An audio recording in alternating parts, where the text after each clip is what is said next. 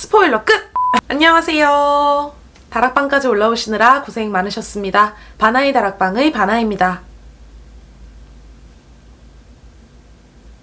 네, 여러분 안녕하세요. 오늘은 1월 월말 결산 영상으로 돌아왔습니다. 제가 2020년 연말 결산을 준비를 하다 보니까요. 이게 월말 결산부터 탄탄하게 다져져야 그 한 해를 마무리하는 연말 결산에서 개고생을 안 한다 라는 교훈을 너무 얻어가지고요. 앞으로는 월이 끝날 때마다 월말 영상이 올라가도록 진행을 할 거고요. 방식은 동일합니다. 베스트와 워스트를 꼽아서 설명을 드릴 텐데 지난번 영상 피드백이 왔었어요. 책 내용에 대한 설명이 너무 부족하다라고 말씀을 해주셨던 구독자님이 계셔서 월말 결산에서는 스토리 위주로 조금 풀어나가려고 합니다. 뭐 산문이라던가 인문학 도서 같은 경우는 감상 위주로 말씀을 드리겠지만 만약에 문학 종류가 나온다라면 제가 충분히 내용에 대해서는 설명을 드리겠다는 것.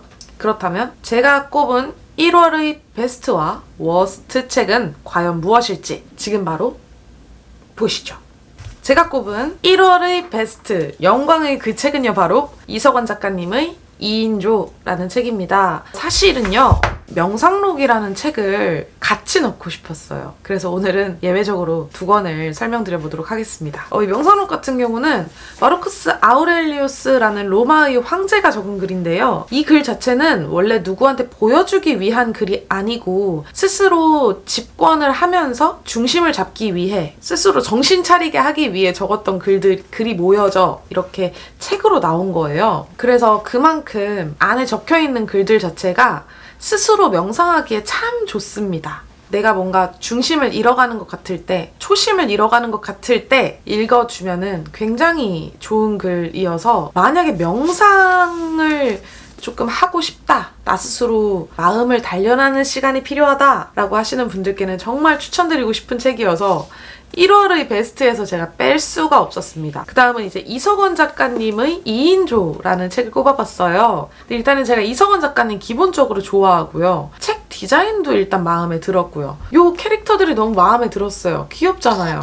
제가 느낀 이석원 작가님은 저와 되게 비슷하다라는 느낌을 받았어요. 내적 관종? 주목받고 관심받는 게 싫지는 않지만 그렇다고 남들 앞에서 엄청나게 튀는 행동을 하고 싶어 하지는 않는 그런 사람처럼 느껴져가지고요. 여러분들이 다들 읽어보시면 정말 공감할 수 있을 거라고 생각을 합니다. 왜 다들 그런 경험 있으시잖아요. 어느 가게에 갔는데 그 직원이 너무 불친절한 거예요. 그래서 화가 났는데 나도 내가 배어있는 습관 때문에 그 직원한테 얘기를 하지 못하고 이렇게 꾹꾹 참으면서 네 이러고서 나와서 막 후회하는 거 있죠.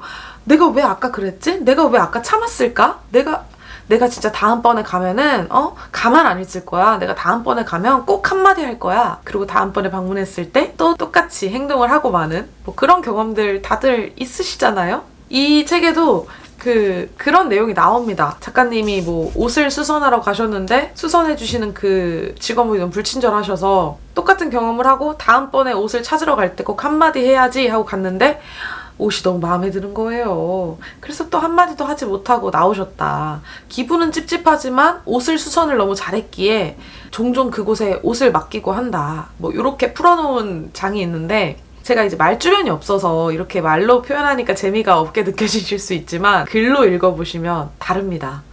이 유머가 한껏 물오르셨어요. 보통의 존재는 정말 그냥 공감이 되고 힐링이 되고 그런 문장들이었다면 이 2인조는요. 읽다 보면 웃겨요. 재밌어요. 그래서 시간 가는 줄 모르고 읽어요. 그러다 보니까 끝까지 다 읽었네요. 이렇게 됩니다.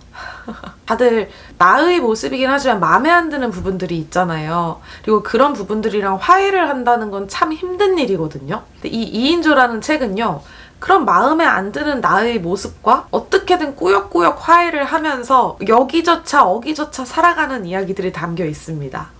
무언가 자존감이 낮아질 때, 알 수 없는 외로움이 밀려올 때 한 번씩 펼쳐서 읽어보신다면 꽤 위로가 될 수 있는 그런 책이다 라고 생각을 해서 2021년 1월 베스트 첫 번째 책으로 선정을 한번 해봤고요. 워스트 책은 요슈타인 가하더의 꼭두각시 조종사라는 책을 선정을 해봤습니다.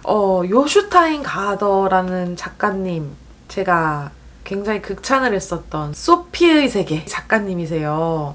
제가 이 책을 2021년 1월 1일에 사당에 있는 영풍문고에서 구매를 했는데 이 작가님 이름만 보고 바로 구매를 하고 읽어봤지만 저의 기대가 너무 컸던 것일까요? 어려웠습니다. 스토리라인만 따라가기에는 정말 재미있고 흠잡을 수 없는 그런 소설이지만 내용의 절반 부분이 그 유럽 언어, 그런 언어의 뿌리들을 막 타고 올라가는 그런 내용들이 나와요. 저는 한국인이잖아요. 영어권이 아니기 때문에 뭔가 이 소설 속에서 이 단어를 포인트로 계속 어원을 뿌리잡고 내려가는 이유가 있을 텐데 도저히 감이 안 오는 거예요. 찾아보다 보면 또 찾아보느라고 소설 내용을 놓쳐버리고 그래서 참 읽으면서 애먹었던 소설이다. 그래서 한번 워스트로 꼽아봤는데 스토리 같은 경우는 정말 아까 말씀드렸듯이 정말 재밌습니다. 60대의 언어학자인 야코브 야콥센은요. 외톨이입니다. 그리고 언어 덕후예요. 친구라고는 펠레라는 인물밖에 없어요. 이런 인물이 신문에 난 부고에 있는 장례식이란 장례식은 모두 다 다니는 기이한 습관을 가지고 있습니다. 그리고 장례식만 가는 것이 아니라 장례식이 끝난 후 이뤄지는 추모식까지 참석을 해요. 그곳에서 이제 야콥센은 지인과의 이야기를 굉장히 재미있고 실감나게 풀어내서 그 지인들과 슬픔을 정말 깊이 함께 공유합니다. 하지만 장례식이 끝나고 나면 야콥센에게 남은 건 이제 펠레라는 친구뿐이죠. 그러다 이제 어느 날 스승의 장례식장에서 그 스승의 가족들을 만나게 되는데요. 그 이후부터 다니는 장례식마다 스승의 가족들을 만나게 되는 거예요. 여기서 이제 비밀이 하나 밝혀집니다. 지금까지 야코브가 다녔던 그 장례식장의 고인들은 야코브와 만난 적도 없는, 정말 일면식이 없는 사람들이었던 거죠. 모르는 사람 장례식에 가서요. 추모식까지 따라가서 마치 아는 사람인 척 이야기를 막 떠들어대는 사람이 되는 거예요. 그래서 일단 1차적으로 헐! 이라고 충격을 받았습니다. 그러다가 정말 결정적인 순간에 자신의 그 비밀이 탄로가 날 뻔해요.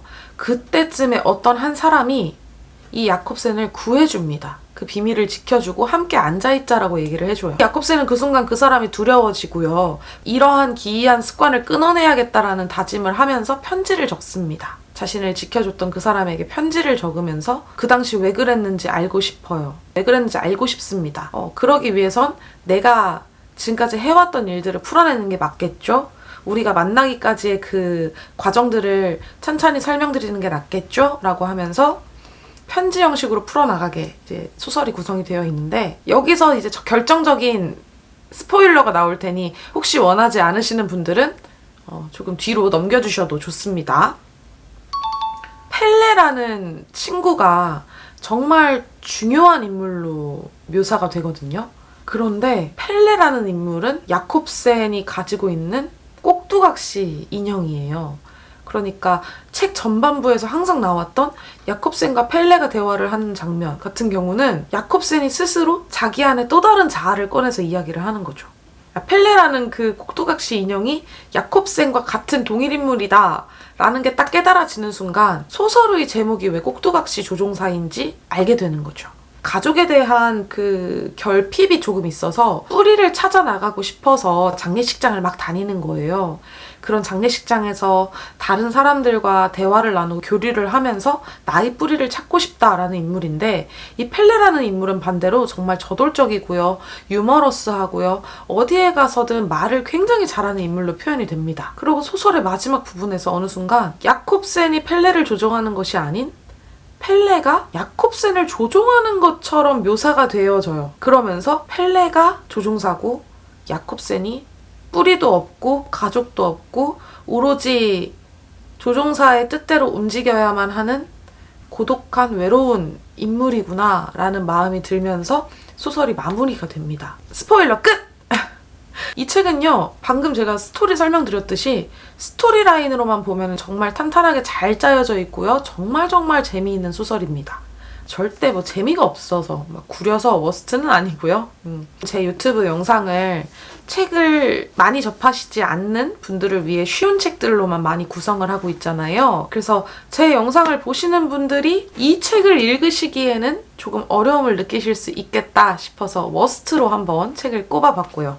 뭔가 항상 영상을 찍는 거지만 참 심심한 느낌이네요. 이게 영상이 되려나 싶고 자꾸 뭔가 성장을 해야 되는데 그러지 못하는 것 같고 오늘 영상은 여기까지 하도록 하겠습니다. 오늘 영상도 끝까지 봐주셔서 감사하고요. 영상 즐거우셨거나 다음 영상이 또 기대가 되신다면은 좋아요하고 구독하고 알람 설정까지 부탁드리고요.